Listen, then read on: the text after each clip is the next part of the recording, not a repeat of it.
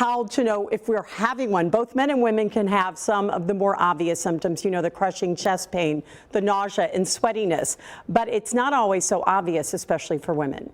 Women absolutely can have the same cardiac pain, but they're more likely to present with less typical symptoms. Dr. Catherine French is the director of the Women's Cardiac Center at the Lifespan Cardiovascular Institute.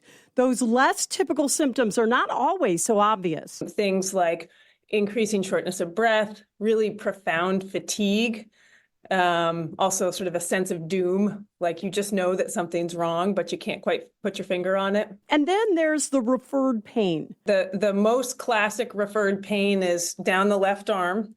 And then up the jaw. Women will more commonly get referred pain into their back. Something else that's alarming, heart attacks during pregnancy are on the rise. Cardiovascular disease is the #1 cause of maternal mortality, which has been rising in the United States, and women of color are greatly disproportionately affected. And then there's this scenario where a woman comes in with what seems like a classic heart attack. They go for a diagnostic procedure, a heart catheterization, and it's shown that they actually don't have blockages in the big arteries in their heart. Sometimes, she says, those blockages, especially in women, could be in smaller arteries. We've just acquired some new technology to both invasively in the cath lab, but also through non-invasive testing, imaging, that can better help us assess for these conditions that disproportionately affect women.